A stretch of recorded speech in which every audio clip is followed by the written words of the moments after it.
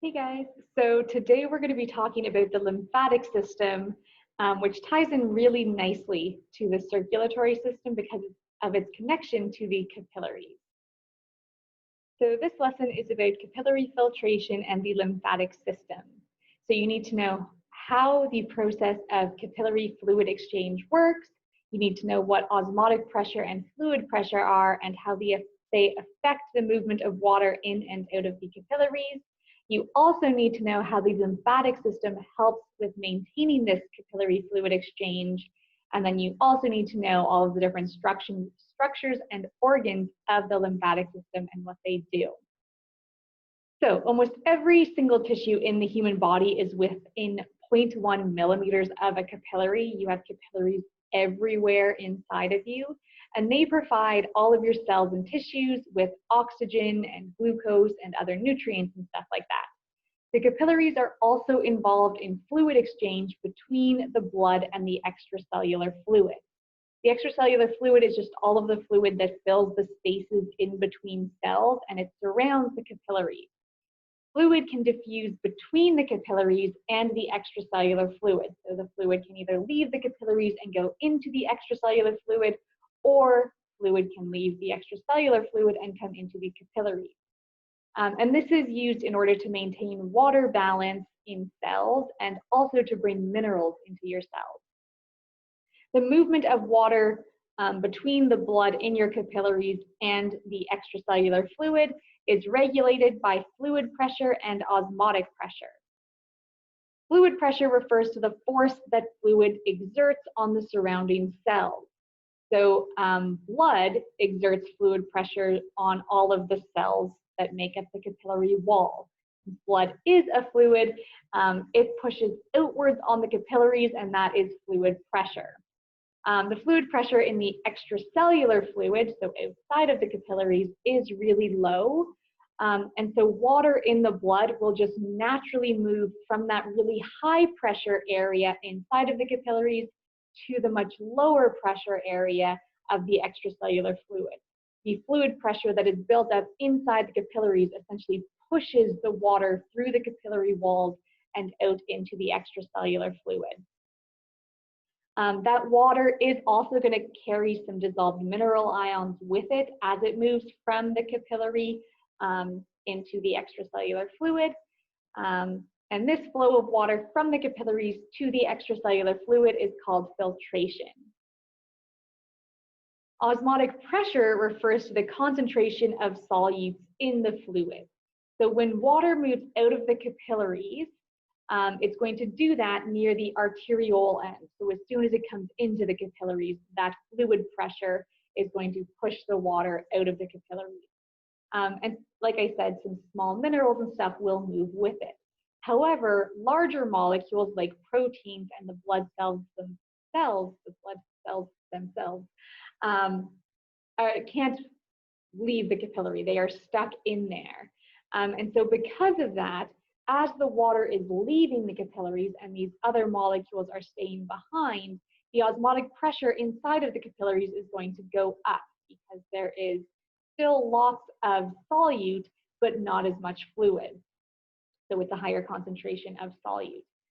So the osmotic pressure inside the capillary is going to go up as we move through the capillary. By the time we get to the venule end of the capillary, so where the capillary is ending, the osmotic pressure is going to be quite high inside of the capillary. Because the extracellular fluid doesn't contain all of these large molecules, the osmotic pressure in the extracellular fluid is quite low. So because of that, when we get to the venule side of the capillary, that osmotic pressure is actually going to draw water back into the capillary from the extracellular fluid.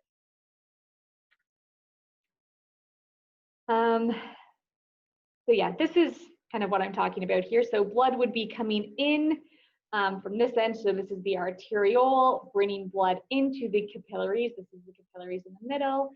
And then the blood would move through the capillaries until it reaches the venule side, which is where the capillary ends. Again, at the start of the capillary, we're going to have that really high fluid pressure because there's a lot of water inside the blood at that point. And that high fluid pressure is going to push the water out of that end of the capillary. So the high fluid pressure is pushing the water out of the capillary and into the extracellular fluid. And then obviously at the other end, that fluid pressure is going to be pretty low because most of the fluid has left the blood at this point. The osmotic pressure then becomes fairly high inside of the capillaries because the water is leaving, the big molecules, that dissolved solute is staying behind, and so the concentration of that dissolved solute gets really high. That is our high osmotic pressure. So that high osmotic pressure is going to draw the water back into the capillary as we move towards the venule end. So all that this fluid exchange is water moving out of the capillary at the arteriole end and then coming back into the capillary at the venule end. Again, it gets pushed out by the high fluid pressure inside the capillaries and then gets drawn back in because of the high osmotic pressure in the capillary. Like I said, most proteins are not able to pass through the walls of the capillaries. That's why the osmotic pressure becomes really high inside of the capillaries, because all of those large molecules are trapped inside of there even as the water is leaving.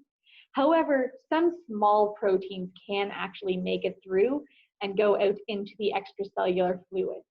Now, if those proteins accumulated or built up in the extracellular fluid, that would cause the osmotic pressure of the extracellular fluid to go up.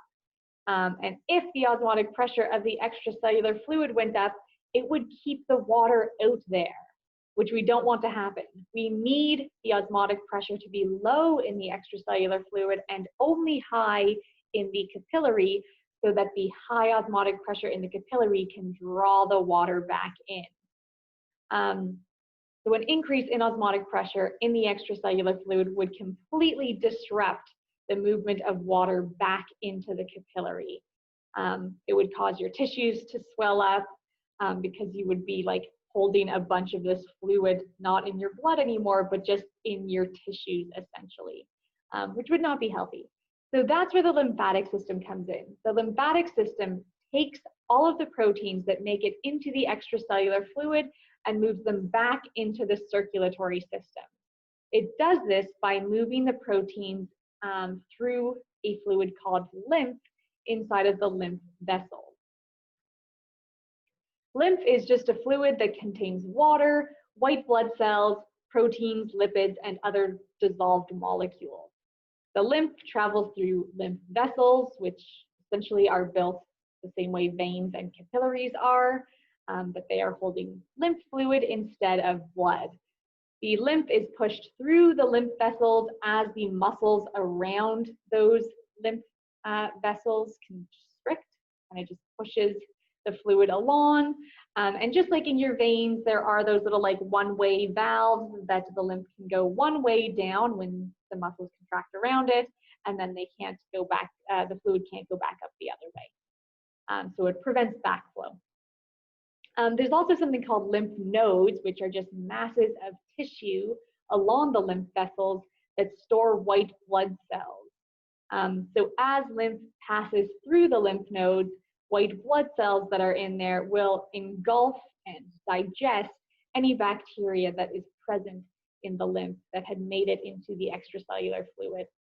The lymph nodes also filter out any damaged white blood cells from the lymph, and they store lymphocytes, which is a type of white blood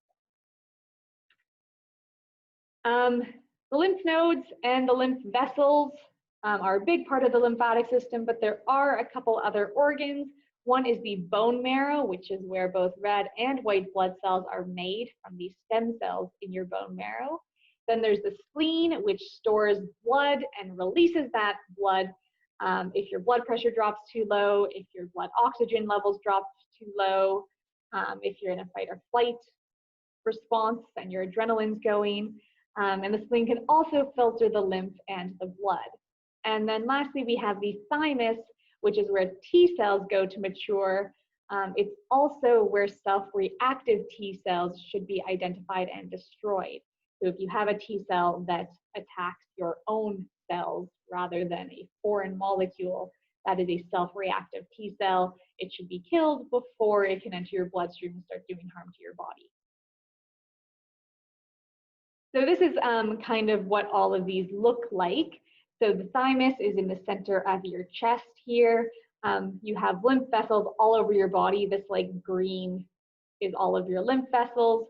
You also have lymph nodes in a lot of different places, but they are most prominent in the groin area, underneath your armpits, and in your neck, kind of like underneath your jaw is where you would tend to feel them. Some people, myself included, if they get like a cold or any type of infection, their lymph nodes like swell up really big, and you can really feel them. And then the spleen as well is in your torso there, which you can live without, but it is certainly better to have. Anyway, that's it for the lymphatic system and how it helps with capillary fluid exchange.